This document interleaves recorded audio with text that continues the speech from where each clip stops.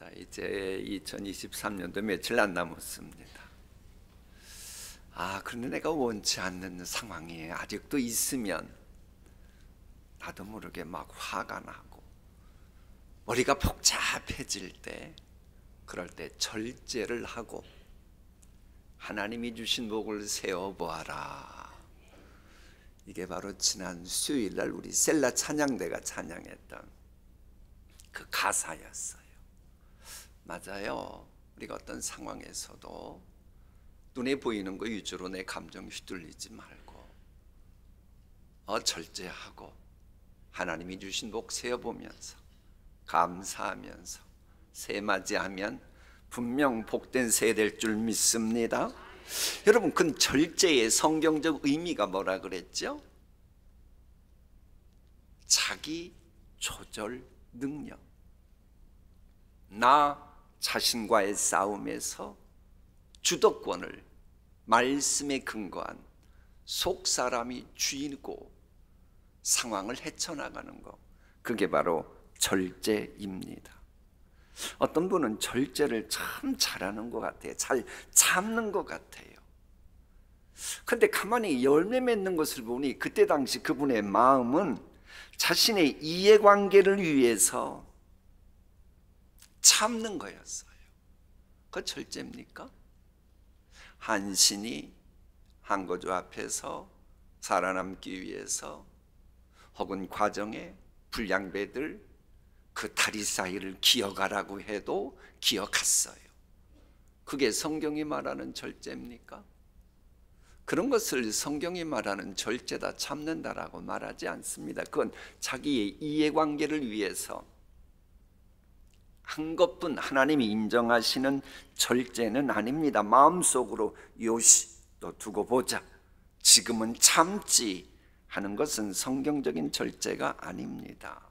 성경적인 절제는 나 자신은 죽고 대신 부활하신 주님께서 나의 존재 이유와 목적이 살아 움직이도록 말씀하시도록 내가 참는 것, 그게 바로 절제입니다.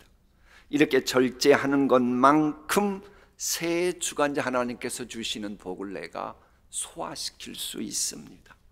그런데 이 소화시키는 것은 건강과 관련되어 있지요. 건강하기 위해서는 음식을 골고루 섭취해야 합니다. 어제 한 6시 40분쯤에 저 강서에 있는 어느 병원 어느 분 신방을 갔어요.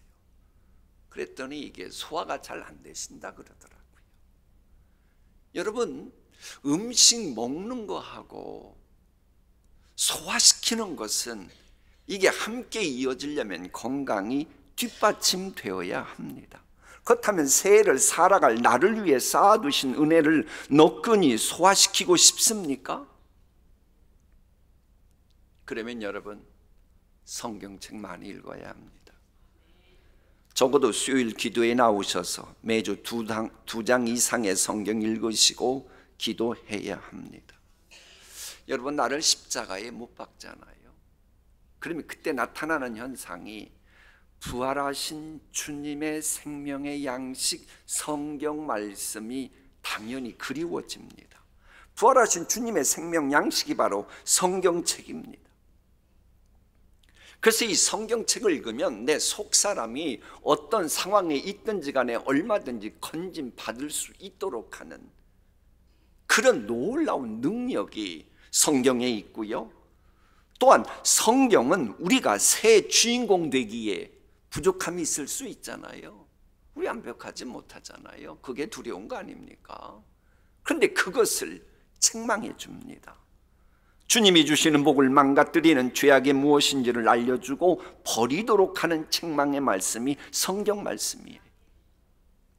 그러니까 성경 말씀을 본다고 하면서 내게 기분 좋은 것만 기억이 나고 내가 무엇이 문제 있고 내가 무엇이 잘못되어 있는지 책망하는 말씀을 전혀 듣지 못하면 그분은 성경 말씀 읽은 게 아닙니다. 하나님의 말씀을 읽으면서 반드시 이루어져야 되는 것 중에 하나가 완전치 못한 나의 부족한 모습을 책망하는 그것까지 있어야 합니다. 물론 책망만 하고 바른 길 알려주지 않는다면 답답한 일이지요. 자, 시험지 작성을 했는데 틀렸어요. 오답을 했을 때 선생님이 그저 오답이다 하고 줄만 확 그었고 답안지 주면 답답해요? 답답하지 않아요? 아니, 나도 몰라서 그러면 틀린 건데, 아니 무조건 줄만 그으면 어떡하겠다는 겁니까? 근데 성경은 그렇게 오답 표시만 하고 책망만 하는 그런 선생님하고는 차원이 다릅니다. 시험지에 오답을 썼을 때 그 오답을 줄로 그어주고 옆에다 빨간 글씨로 무엇이 틀렸다라고 고쳐준다면 얼마나 좋겠어요? 그런 선생님이 되시기를 축복합니다. 이처럼 성경은 틀렸는데 하면서 책망을 하시면서도 동시에 바른 길로 안내해주는 책입니다. 부모, 자녀와의 관계도 마찬가지입니다. 자녀들의 잘못한 거, 허물, 그거 책망해야 됩니다. 아멘 하는 분 한 분도 안 계시네. 다른 때는 아멘 잘하시더니. 그런데 여러분이 정말로 참된 성경적인 부모가 되려면 자녀가 잘못할 때 책망을 해줘야지요. 누가 책망해 줍니까? 동시에 책망만 하지 말고 어떤 방향으로 나아가야 할지를 알려줘야 그게 건강한 관계입니다. 그럼 이렇게 영적으로 때로는 책망할 용기를 갖고, 그러면서도 동시에 앞으로 나아갈 방향을 제시해 주기 위해서 우리가 할 수 있는 게 뭐 있어요? 성경책을 읽으셔야죠. 부모님들도 물론 처음부터 책망만 받고 바른 길로 안내받는다고 해서 이 속사람이 완성되는 것은 아닙니다. 그래, 오늘 우리가 읽었던 에베소 본문을 보면 아이 같은 신앙 단계에서 항시 출발합니다. 그러니까 여러분이 뭐 자녀가 혹은 뭐 여러분 자신이건 간에 내가 하나님의 말씀을 어떻게 하면 내가 뭐 이내 성장하고 그러지 마세요. 그거 성경 몰라서 하는 이야기예요. 내가 영적으로 거듭났어도 처음에는 어린아이 같은 수준임을 알아야 합니다. 어린아이 같은 수준이라는 말은 뭐예요? 계산되는 시행착오를 여러분이 알고 있어야 그게 성숙해지는 거예요. 아니, 아이가, 자, 손주가 여러분 집에 왔어요.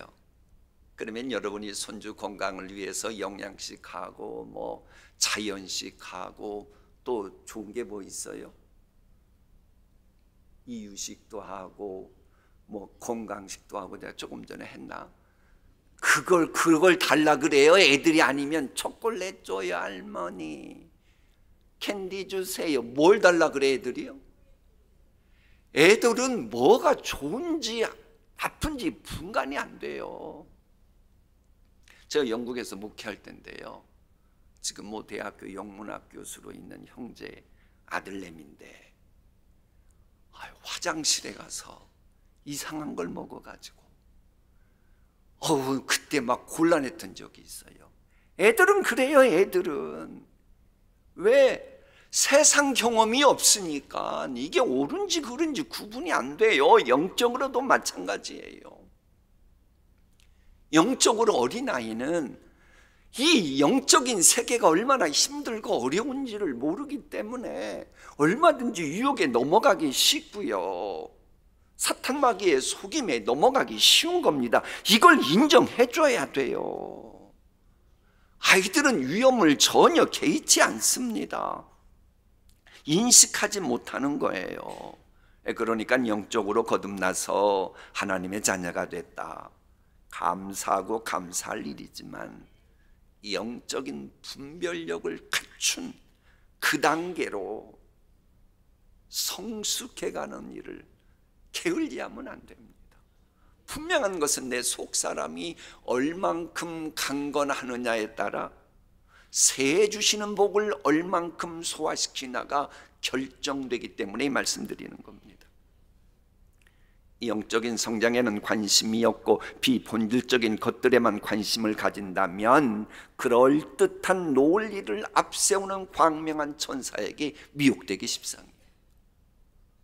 그러면은 그 간교한 수법을 가진 사탄 마귀의 희생양이 됩니다. 삼킴 당하는 거예요. 어린아이 신앙은 간교한 사탄 마귀를 이길 수가 없어요. 이건 여러분 생활용성과도 관계됩니다. 우리나라 한번 보십시오. 매스컴. 요즘 아이들은 뭐 컴퓨터도 잘 않고 뭐 유튜브를 주로 본다는데, 유튜브건 컴퓨터건 뭐 프로그램이건 은근슬쩍 우리 기독교 신앙을 얼마나 많이 비난합니까? 어떤 때는 노골적이잖아요. 노골적이건 은근히 하건 그것 때문에 시험 들어 교회 떠나는 어른도 있고 청소년들도 있잖아요.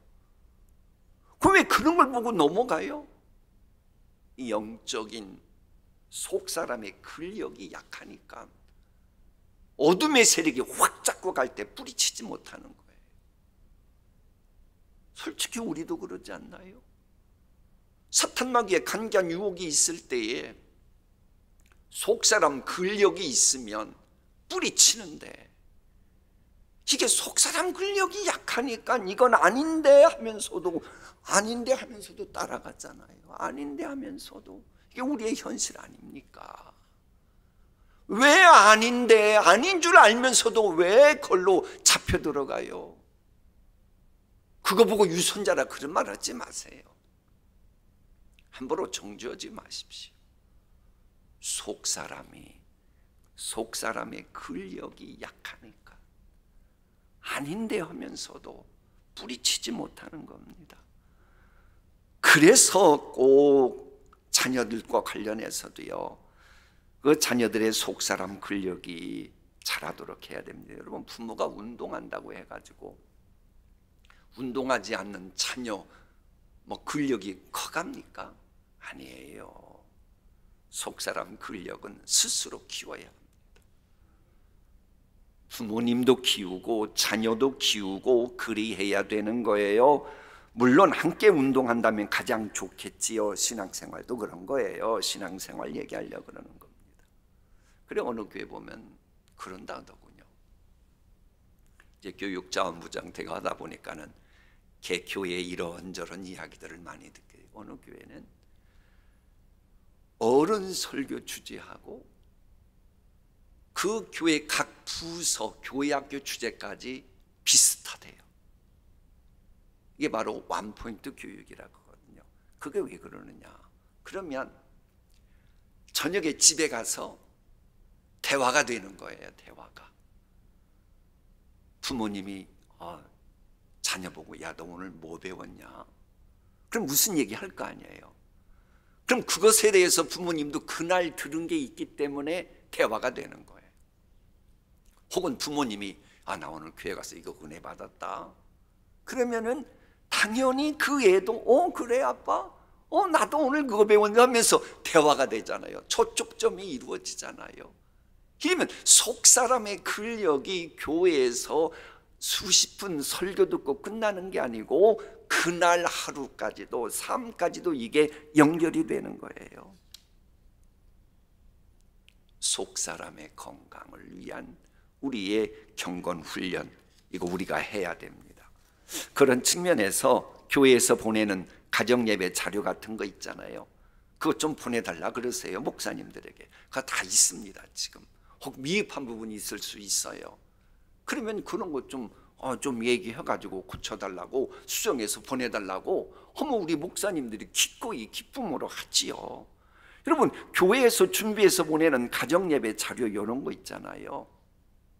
따라하기만 해도 마치 운동할 때 보면은 어떤 분 보니까는 그 유튜브 운동을 틀어놓고 그거 보고 막 운동을 하더라고요. 그런 식으로 해도 내 속사람이 건강해지는데, 이건 가족이 없어도 혼자서도 얼마든지 할 수 있는데, 이걸 잘해서 귀하게 주시는 복을 감당했던 사람이 아브라함 링컨입니다. 아브라함 링컨은 사실 가정적으로 그냥 스스로 잘 소화를 시켜서 그러지 마냥 행복했던 것은 아닙니다. 그런데도 훌륭한 기독교인답게 살았던 비결이 무엇인지에 대해서 G.K. 체스터턴이 말한 겁니다. 이런 거예요. 이 링컨이라고 하는 사람에게는 추종자들 사이에서도 아주 인기가 없었던 은밀한 습관이 링컨에게 하나 있었습니다. 그게 바로 생각하는 버릇인데, 은밀한 생각의 습관이라고 해도 좋은데 그것은 몰래 마시는 술처럼 비밀스러운 것이었다. 링컨이 비밀스럽게 술 마셨다 그 얘기입니까? 그러는 것처럼 하는 게 있었대요. 그게 뭐냐? 하나님의 말씀을 가까이 하는 것이었대요. 그러니까는 세상 술에 취한 게 아니고 성령의 술에 취해서 경건훈련하다 보니 남들이 소화시키지 못하는 노예 해방까지 소화시키는 그런 인물이 될 수 있었던 겁니다. 그런데 이제 우리 속사람의 근력은요, 감정과도 관련되어 있습니다. 무엇과도 관련되어 있다고요? 감정도 훈련되어야 합니다. 감정을 잘 다스리지 못해서 집안을 망친 사람 가운데 아비라고 하는 인물이 있습니다. 이 아비 어느 날 이제 왕으로서 돌아보는데 포도원 하나가 준 거예요. 나 저 포도원 가졌으면 좋겠다. 그게 바로 이제 라봇의 포도원이었어요. 아합이 여러분 그 라봇의 포도원을 빼앗으려고 했던 게 아닙니다. 성경을 보시면 살려 그랬습니다. 그리고 요즘 같으면 공시지가보다 훨씬 더 돈을 얹혀서 주려고까지 했습니다. 마음 괜찮지요? 그런데 라봇이 거절을 하는 거예요. 그건 우리 조상이 물려준 것이기 때문에 저는 그럴 수 없습니다. 그러자 속이 확 뒤집어진 거예요. 아비. 근데 속이 뒤집어진 그 감정을 절제를 못하고 노골적으로 표시를 합니다. 그걸 성경은 이렇게 말합니다. 이스라엘 사람 나봇이 아합에게 대답하여 이르기를 내 조상의 유산을 왕께 줄 수 없다 하므로 아합이 근심하고 답답하여 왕궁으로 돌아와 침상에 누워 얼굴을 돌리고 식사를 아니하니 그의 아내 이세벨이 그에게 나와 이르되 왕의 마음이 무엇을 근심하여 식사를 아니하나이까. 한마디로 왕이 되어가지고 처음에는 좋은 의도로 신사처럼 딱 가가지고 나봇이 당신 얼마를 원합니까? 내가 돈 얹혀주겠습니다. 그랬는데 이게 뜻대로 되지 않으니까 막 쉽게 말하면 막 씩씩거리며 집에 와가지고 아예 식은까지 전폐버렸다는 거예요. 그러자 그 안에 표독스런 이세벨이 이렇게 말합니다.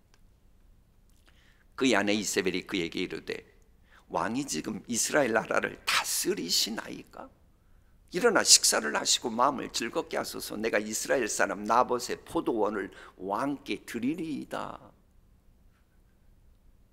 저런 아내 만나면 참 곤란해요. 남편 신경 써주는데 이게 망치는 여자거든요.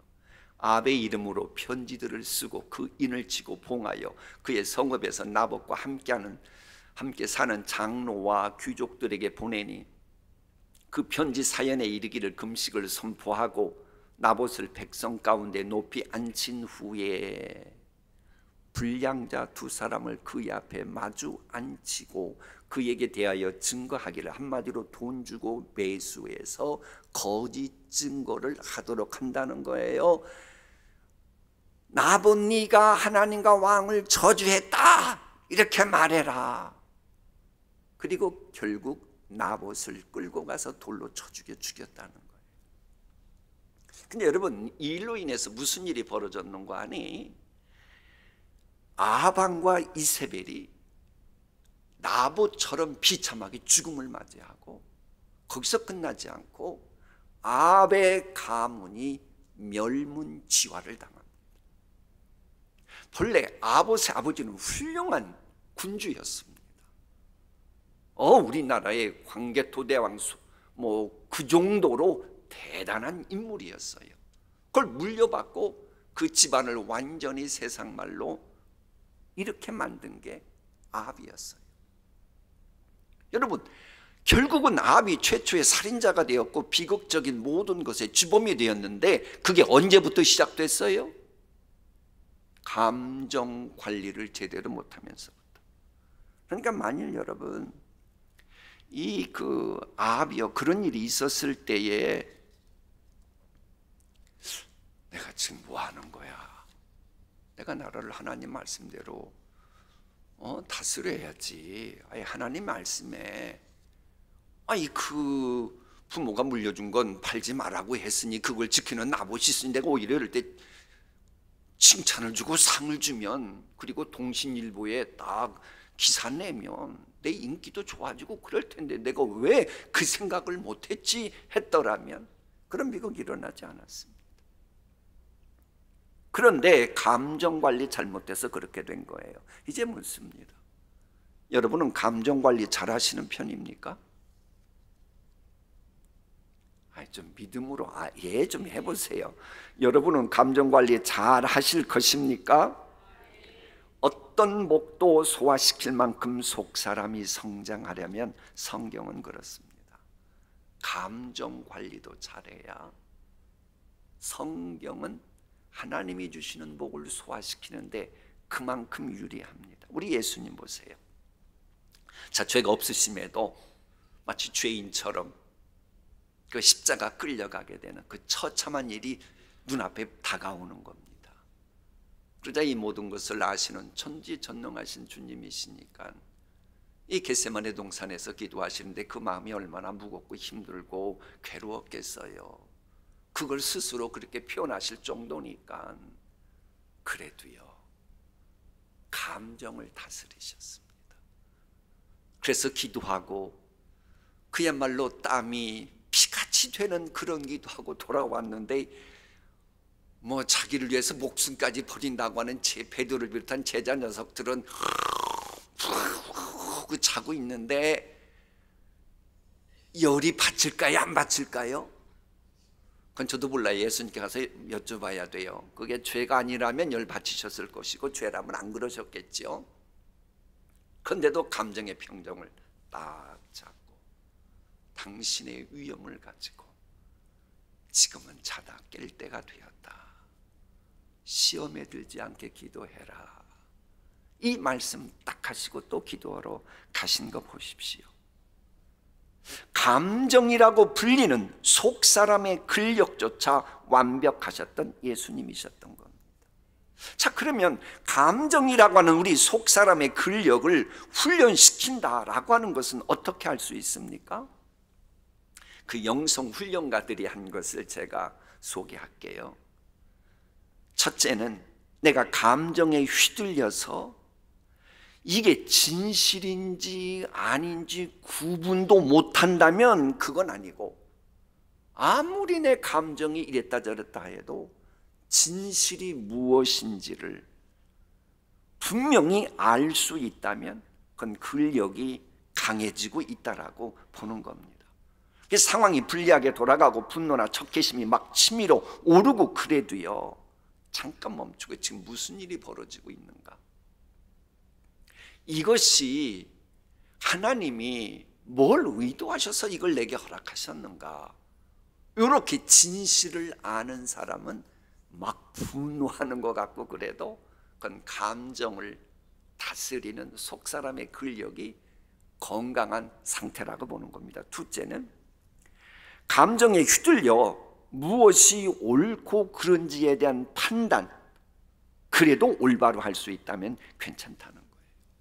그러니까 예수님께서 겟세마네 동산에 계실 때에 베드로는 어떻게 했어요? 감정 관리를 못했어요. 그때 분명히 예수님께서 네가 나를 팔 것이라고 경고까지 해주셨으면 그때에 이 베드로는 하나님 앞에 나아가 기도하고 도움 요청하는 이런 시간을 가졌어야죠. 근데 전혀 그런 감정이 없었어요. 그래서 시험에 든 겁니다. 셋째로 나의 현재 감정이 스스로에게 무엇인지를 물어보면서 그에 따라 책임 있게 행동한다면 감정을 단련한 것이다라고 영성 전문가들은 말합니다. 우리는 자신의 현재 감정을 보면서 이 감정이 나의 현재 상황을 제대로 반영하고 있나? 내 지금 기분이 깔아앉고 있는데 그럴 만한 정말 이유가 있어서 내 기분이 이런 거야? 요거 구분만 시켜도 괜히 가정에서 신경질 부리고 그런 일 없지요. 그런 생각을 안 하니까. 그런가 하면 내 기분이 막 들떠 있어요. 그럼 그럴 때 괜히 들뜨지 말고 내가 정말로 기분이 들떠 있을 만큼 상황이 좋고 행복한 거야? 아니면 분위기에 내가 지금 휩쓸려 가는 거야? 그 진단자리에 내가 미혹당하지 않지요. 내가 느끼는 분노는 정당하고 상황에 적절한가?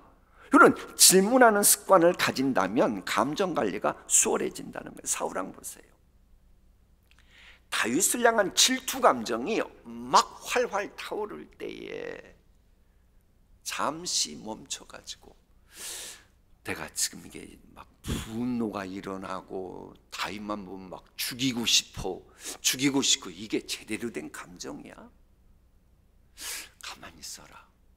다윗은 내게 충성만 했는데, 다윗은 내 사유인데 내가 지금 제대로 된 감정인가? 이것만 한번 생각해서 보십시오. 사울 왕가가 그렇게 비참하게 끝냈겠습니까? 안 그렇습니다. 자, 그리고 자신의 감정을 이제 성경 말씀에 비춰보아 진단하면 제발 그 진단 결과에 맞게끔 행동하기까지 해야 합니다. 아무리 유기감을 느낄지라도 감정을 억제하고 나 자신을 십자가에 못 박고 부활하신 주님께서 말씀하시도록 나 자신을 한번 주여 사용하여 주소서라고 하라는 거예요. 전에 잠깐 말씀드렸죠. 저는 1부 설교하고 은혜 받았습니다. 그래도 2부 설교 딱 들어오면 하나님 저를 다시 죽여주십시오. 칭찬, 설교에 은혜 받았다고 그러지만 그런 저 자신을 죽여주시고 다시 2부 예배에 맞는 설교할 수 있도록 사용하여 주시옵소서. 그러는 거예요. 우리는 늘 감정을 그렇게 해야 돼요. 그래서 여러분 모세 보세요. 모세 앞에는 홍해가 가로막고 있고 뒤에는 애굽의 바로의 특공대가, 쉽게 말하면 정예부대가 추격하고 있었죠. 그럴 때 모세도 인간인데 감정을 절제하고 어떡합니까? 내 할도리 하는 거예요. 나는 십자가에 못 박고 주여 말씀하옵소서. 이 자세로 주께서 주시는 말씀 두려워하지 말고 하나님이 행하시는 구원을 보십시오. 이렇게 하는 거예요. 이게 힘들거려도 이게 습관이 되면 목사님 내가 자식들에게 내 승질머리에 다 보였는데 또 성경 말씀하기가 조금 넘사스러워서요. 그러지 마세요. 나는 날마다 죽어야 돼요. 내가 비록 자식 앞에서 승질 부리고 어떤 때는 마귀 할멈 같고 사탄 하수인 깡패짓 했다고 해도 나는 주님의 도구니까. 모세도 살인자잖아요. 사람 때려 죽여가지고 도망간 도망자잖아요. 그래도 하나님 앞에 섰을 때는 제대로 감정 관리하고 하나님께서 원하시는 것을 그대로 내가 전하는 도구가 되어야 하는 겁니다. 그러자 그 소리 들으신 하나님께서 홍해가 갈라지는 역사를 행하셨고 영광의 탈출이라고 하는 역사들을 구체적으로 행하신 겁니다. 진실로 우리의 감정을 포함한 속사람이 성장하는 것은 새를 우리에게 안겨주신 우리 하나님께서 요구하시는 겁니다. 우리가 다 하나님의 아들을 믿는 것과 하는 일에 하나가 되어 온전한 사람을 이루어 그리스도의 장성한 분량이 충만한 데까지 이르리니 이는 이제부터 우리가 어린아이가 되지 아니하여 사람의 속임수와 간사한 유혹에 빠져 온갖 교훈의 풍조에 밀려 요동하지 않게 하려 함이라. 오직 사랑 안에서 참된 것을 하여 범사에 그에게까지 자랄지라. 그는 머리니 곧 그리스도시니라. 여러분 우리의 속사람이 성장해야 새 주시는 복도 너끈히 소화시키고 그러면서 또한 우리의 속사람이 계속 성장해가고 그럼 또 뭐예요? 2004년, 2024년하고 2025년도 하고 또 다른 나가 또 되어 있는 거예요. 그렇게 되어가고 그러면서 어둠의 세력들과 싸워도 밀리지 않고 온갖 매력을 다 풍기는 세상 유행 풍조가 밀려와도 요동치 않게 돼요. 그러면서 가장 위대한 사랑까지도 실천하는 그 단계까지 나아가는 거예요. 이렇게 속사람이 그리스도의 장성한 분량까지 차가는 영적인 성숙을 새 주관자는 원하십니다. 그런데 하나 알아야 되는 건 있어요. 영적 성숙이라고 하는 것은 내 노력, 내 힘으로만 되는 게 아닙니다. 그래서 오늘 여러분이 막 각오하고 그래도 그러면 저는 불안할 수밖에 없어요. 저 요시 이제부터 하겠다. 눈빛이 반짝반짝이는데 왜? 이건 성령님이 도와주셔야 되는 거예요. 하나님의 말씀이죠. 다 함께 읽어봅니다. 시작. 우리는 주님과 같은 모습으로 변화하여 점점 더 큰 영광에 이르게 됩니다. 이것은 영이신 주님께서 하시는 일입니다. 내년에도 계속 성숙해서 점점 더 큰 영광. 나 설교자가 이러면 안 되지. 점점 더욱 더 큰 영광에 이르게 되는데 이것은 누가 하는 일이라고요? 진리의 영이신 성령님께서 하셔야 돼요. 그래서 새해 귀한 복 누리고 싶으시다면 진리의 영이 말씀하시는 성경책 읽고 성령께서 역사하시도록 기도 생활해야 돼요. 그만큼 여러분은 새해 주시는 복을 소화시키게 될 것입니다.